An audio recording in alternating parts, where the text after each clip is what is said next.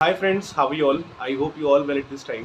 So guys, आज का video होने वाला है एक बहुत ही इंटरेस्टिंग टॉपिक के ऊपर, और टॉपिक है एक नया एनएफओ। तो रिसेंटली इस टाइम पे डीएसपी का Nifty bank index fund market में ऐसा एनएफओ अभी आ चुका है, जिसमें अगर हम पोटेंशियल्स की बात करें, ग्रोथ की बात करें, तो इस टाइम पे पोटेंशियल काफ़ी अच्छा खासा होने वाला है उन लोगों के लिए जो लोग इस टाइम पे कुछ फाइनेंस सेक्टर के अंदर इन्वेस्टमेंट करना चाहते हैं।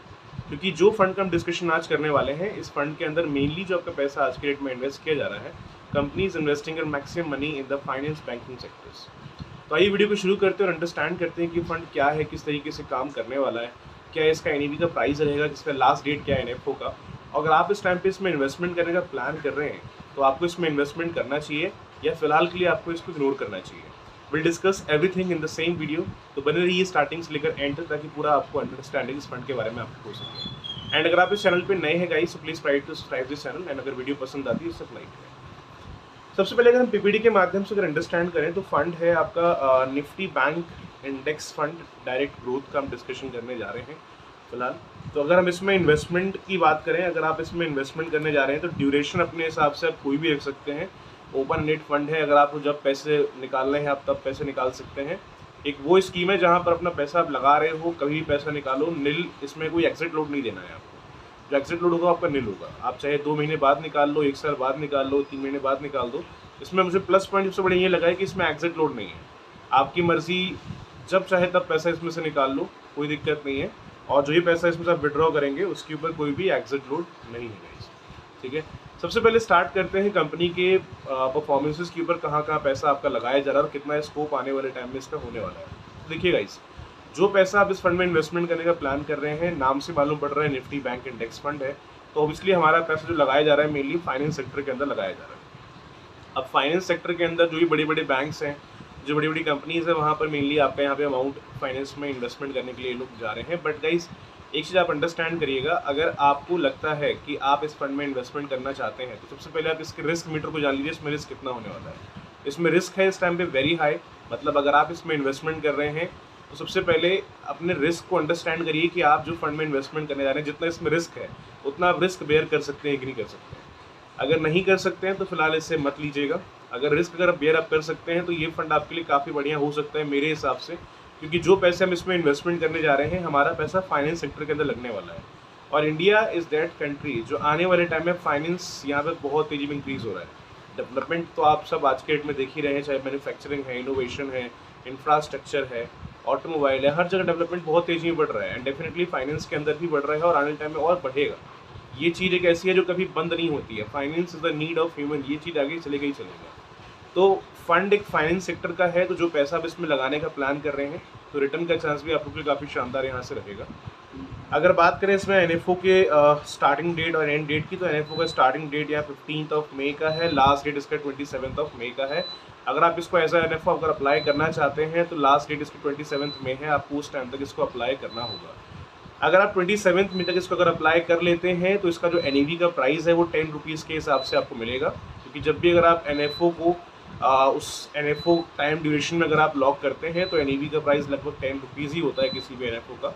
तो यहाँ भी एनईवी का प्राइस 10 रुपीज़ होने वाला है। अगर आप 27 मई तक इसको अगर अप्लाई कर लेते हैं, 27 मई 2024 तक, तो आपको एनईवी का प्राइस 10 रुपये के हिसाब से मिलेगा और 10 रुपीज़ के हिसाब से अलॉटमेंट आपको उस टाइम पे की जाएगी। ठीक है, अपार्ट फ्रॉम दिस इसमें अलॉटमेंट डेट जो रहेगा वो 4 जून का रहेगा। जैसे अगर मान लो अगर आपने इसमें इन्वेस्टमेंट कर दिया 27 मई के पहले, और 27 मई से पहले तक, अगर मान लो इसमें अलॉटमेंट की बात करें तो अलॉटमेंट इसमें 4 तारीख को मिलेगा। मतलब प्लान आपका इमीडिएटली एक्टिवेशन नहीं होगा।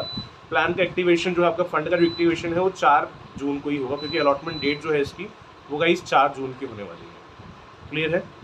Apart from this expense ratio की बात करें तो फिलहाल ये एक एनएफओ है, तो एनएफओ के अंदर एक्सपेंस रेशो का जिक्र नहीं करती कंपनी पहले एज एनएफओ के टाइम पे। तो एक्सपेंस रेशो आपको मालूम पड़ जाएगा जैसे ही अपना लिस्ट वगैरह हो जाता है, जैसे ही आपको अलॉटमेंट वगैरह मिल जाती है, तो आपको इसका जो एक्सपेंस रेशो है वो मालूम पड़ जाएगा कितना एक्सपेंस रेशो भी है।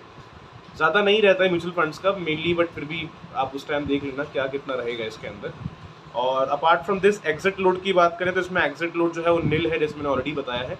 अगर आप इसमें पैसे इन्वेस्टमेंट करने का प्लान इस टाइम पे कर रहे हैं कि किसी भी टाइम पीरियड के लिए, आपको 10 साल के लिए जाना है, 20 साल के लिए जाना है, अगर आपको पैसे की अगर नीड पड़ जाती है तो अपना पैसे इसमें से आप कभी भी निकाल सकते हैं, उसमें कोई आपको एग्जिट लोड पे नहीं करना है। क्लियर है?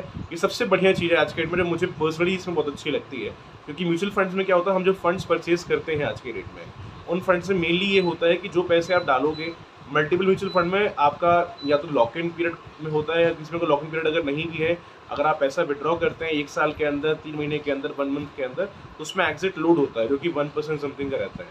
बाकी STCG अलग है, और मेनली आपका वो जो 1% का जाता है वो अलग है। तो उससे आप यहाँ पे लगभग बच जा रहे हैं, क्योंकि यहाँ पे जो एग्जिट लोड है वो नील रहेगा। तो आप पैसा लगाओ, आपको जब मर्जी आप तब निकालो, कोई दिक्कत नहीं है, इसमें एग्जिट लोड आपको पे नहीं करना है, ठीक है। टैक्सेस की बात कर लें कि इसमें टैक्स कितना लगेगा मेच्योरिटी के टाइम पे, तो जब अपना पैसा विड्रॉ करेंगे आफ्टर द टर्म, मतलब आपने अगर चूज़ किया मुझे 15 साल के बाद निकालना है, और 15 साल के बाद जो भी आपका गेन हुआ है उस गेन पर आपको LTCG पे करना पड़ेगा, क्योंकि इसमें STCG होता है 15% tax, short term capital gain tax. अगर आप विद इन 1 ईयर में पैसा विड्रॉ कर रहे हैं तो उसमें 15% का STCG होता है, और अगर आप मान लो लॉन्ग टर्म में अगर विड्रॉ कर रहे हैं तो आपके प्रॉफिट पर आपको 10% का LTCG टैक्स पे करना पड़ता है गाइस।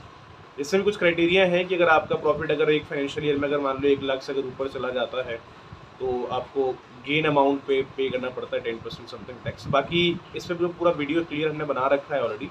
अगर हमारे मल्टीपल आप चैनल्स अगर वीडियो अगर देखेंगे तो वीडियो के अंदर आपको मल्टीपल टैक्स वाले बेनिफिट का हमने जिक्र किया काफ़ी वीडियोस के अंदर, तो आप उससे भी अंडरस्टैंड कर सकते हैं, या फिर इनका स्पेसिफिक वीडियो आप यूट्यूब पे सर्च कर सकते हैं रिगार्डिंग टैक्स, कि जो म्यूचुअल फंड में टैक्स कितने अमाउंट से कितने बढ़ने पे लगता है, क्या कंडीशंस है, you can understand everything about it, ठीक है। फिर भी कोई क्वेरी रहती है आपके माइंड में regarding this fund, you can raise your question in the comment box, I will try to give the answer as soon as possible. तो गाइस मेरे हिसाब से फंड ठीक है, but again I am telling this thing, investment करने के पहले एक बार आप इनके डॉक्यूमेंट्स को प्लीज़ अंडरस्टैंड करना, पहले चीज़ों को पढ़ लेना अपने हिसाब से भी। वीडियोस आपको एक किसी भी प्लान का इन्फॉर्मेशन देने में हेल्प करती है 70-80%, जिसकी आपको पूरी इन्फॉर्मेशन प्रॉपर तरीके से मिल जाती है अगर हम कोई जेन्युइन अगर वीडियो अगर देख रहे हैं। वीडियो देखने के बाद में हमें भी कुछ होमवर्क करना चाहिए उसके ऊपर, एटलीस्ट हमें वेबसाइट पे जाना चाहिए, उनके ब्रोशर को डाउनलोड करना चाहिए, क्या हमें फीचर्स हैं, क्या बेनिफिट्स हैं, कितना रिस्क होने वाला है उसको अंडरस्टैंड करना चाहिए। तो इसमें रिस्क होने वाला है वेरी हाई, तो बिफोर द इन्वेस्टमेंट सबसे पहले आप इतना अंडरस्टैंड कर लेना कि आप अगर इसमें इन्वेस्टमेंट करने का प्लान कर रहे हैं तो आप इतना इसमें रिस्क बेयर कर सकते हैं कि नहीं। अगर इतना रिस्क अगर ले सकते हैं तो अपना आप इन्वेस्टमेंट चाहें तो आप इसमें कर सकते हैं। बाकी फंड मेरे अकॉर्डिंग जहाँ तक मुझे लगता है ठीक है, ये कोई रिकमेंडेशन वीडियो नहीं है, मैं कोई नहीं बोल रहा हूँ, रिकमेंड नहीं कर रहा हूँ कि आप ये परचेज करो, बट येस फाइनेंस सेक्टर बहुत तेज़ी में ग्रो हो रहा है, आने वाले टाइम तक भी ग्रो करेगा, तो I think fund option better है, यहाँ से बच्चे का रिटर्न यहाँ से बना सकते हैं, ठीक है। तो गाइस बस आज के लिए इतना ही, फिर भी कोई क्वेश्चन अगर आते हैं माइंड में आपके रिगार्डिंग दिस फंड, अपना क्वेश्चन आप रेज करिए कमेंट में, I will try to give the answer as soon as possible. Thank you very much guys.